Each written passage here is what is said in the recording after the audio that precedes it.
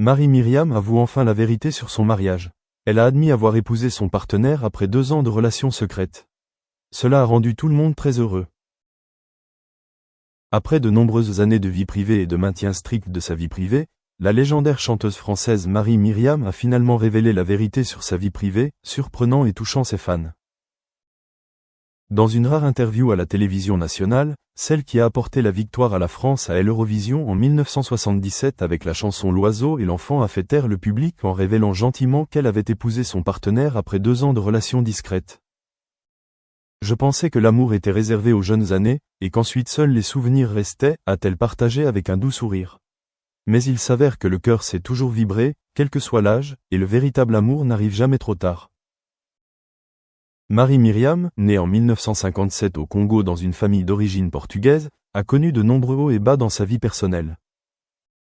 Après la mort soudaine de son premier mari, le producteur de musique Michel Elmos Nino, en 2013, elle s'est largement retirée des projecteurs, vivant tranquillement et se concentrant sur sa famille, en particulier ses 2 enfants.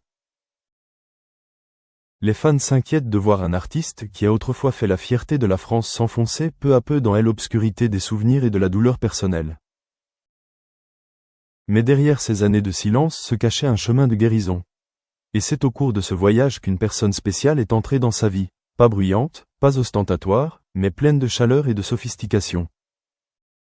Le partenaire qu'elle a mentionné est un artiste qui a collaboré avec elle sur un projet commémoratif pour son ex-mari. Ils se sont rencontrés dans des circonstances inattendues, alors qu'ils portaient tous deux des blessures non cicatrisées dans leur cœur, mais trouvaient de la sympathie dans chaque mot, chaque regard et chaque silence compréhensif. Nous ne sommes pas tombés amoureux au premier regard. Nous nous sommes rencontrés dans la confiance, l'amitié et des conversations apparemment sans fin, raconte Marie avec un doux sourire. Nous avons passé de longs après-midi ensemble à parler de la vie, de la perte, de la musique, des choses les plus simples. Et puis, un jour, j'ai réalisé, je ne me sentais plus seul. Le mariage s'est déroulé discrètement, en présence seulement de quelques amis proches et membres de la famille. Pas de robe de mariée élaborée, pas de fleurs de mariage débordantes, juste des bougies, de vieilles chansons et des regards amoureux entre 2 personnes qui pensaient qu'elles ne s'aimeraient plus jamais. Le mariage a eu lieu dans une petite maison de la campagne de l'ouest de la France, où Marie-Myriam se retirait souvent pour se reposer, où elle cultivait des fleurs, entretenait un jardin et écrivait occasionnellement de la musique. Rendre public leur relation et leur mariage après 2 ans de fréquentation secrète a été un tournant dans la vie du chanteur. J'ai gardé le secret parce que je ne voulais pas que quiconque me juge ou vienne me voir, a-t-elle déclaré. Je veux m'assurer que cette relation est suffisamment forte et profonde avant de la partager avec le monde. Et maintenant, je sais, j'ai trouvé la personne qui sera avec moi pour le reste de ma vie. Les fans, en particulier la génération qui a grandi avec la voix de Marie, ont exprimé leurs émotions face à cette bonne nouvelle.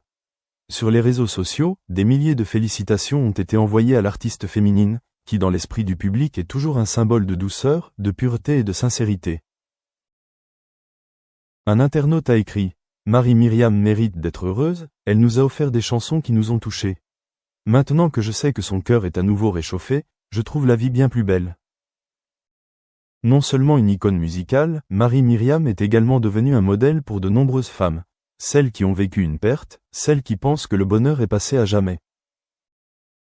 Son histoire d'amour, qui se déroule tranquillement mais profondément, témoigne du fait que la foi, la patience et la sincérité peuvent faire des miracles, quel que soit l'âge ou le moment. Dans ses mémoires à paraître, Marie consacre un chapitre à son cheminement vers l'amour. Nous ne nous cherchions pas, mais le destin nous a mis sur le même chemin.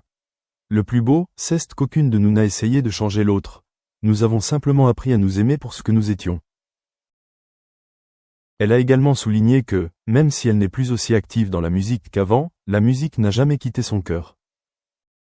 Et c'est son nouveau partenaire qui l'a encouragée à retourner en studio, en enregistrant quelques vieilles chansons dans un style acoustique, plus intime et rustique, comme la personne qu'elle est maintenant, expérimentée, paisible mais toujours rayonnante de simplicité. Interrogée sur l'avenir, elle sourit légèrement. « Je n'ai pas besoin de grand-chose. Une journée commence par le chant des oiseaux, une tasse de thé chaud, un câlin chaleureux et une musique douce, ça me suffit. » Le vrai bonheur se cache parfois dans de très petites choses, mais si vous avez quelqu'un avec qui partager ces choses, c'est un cadeau inestimable. Pour le public, l'aveu de Marie-Myriam a été non seulement une bonne nouvelle mais aussi une grande source d'inspiration. C'est comme une belle chanson, douce, lente mais profonde, tout comme elle l'a toujours chanté. Pas de spectacle, pas de complications, juste des sentiments authentiques et une mélodie qui émeut les gens. Le partenaire que Marie-Myriam a décidé d'épouser n'était pas une figure importante du monde de l'art, mais une figure discrète qui a grandement contribué à l'industrie musicale française, Monsieur Jacques Lambert, un producteur de musique qui avait collaboré avec de nombreux grands noms pendant plus de 30 ans. C'est une personne réservée, loin des projecteurs. And they're going to take advantage of that not because it's accessible, they're going to take advantage of it because they need to ensure that they're going to be employable.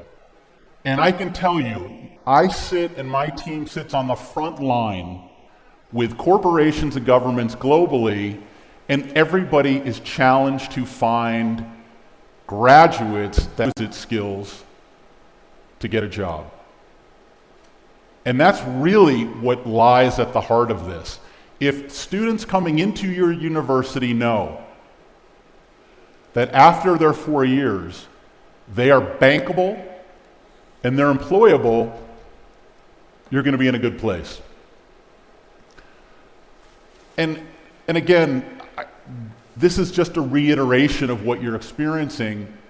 Technology, and I see this with very few universities, even our own founders, I mean, technology is changing the behind-the-scenes infrastructure much quicker than anybody's prepared for. 5 years ago, when I would give this kind of talk, the first thing I would say to the audience is, hey, what percentage of jobs do you think will be obsolete by 2030?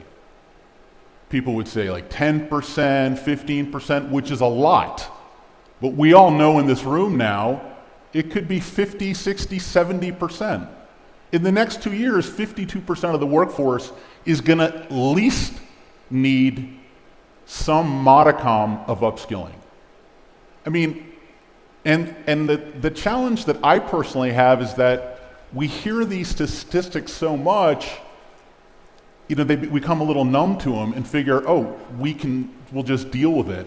But it really is time, you know, this really is meant to be a call to action and supporting each other because the train is moving and it's moving really quickly.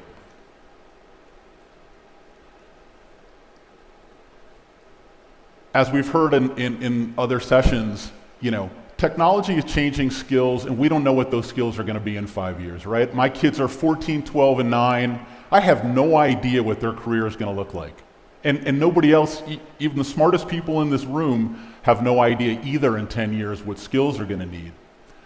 But there are many ways to prepare and buttress whatever curriculum, whatever system you're currently using. For those that don't know edX, and trust me, this is not a plug, this is so you can understand the tools that are available, Coursera being another great tool. You know, edX is the world's only nonprofit founded and funded by Harvard and MIT.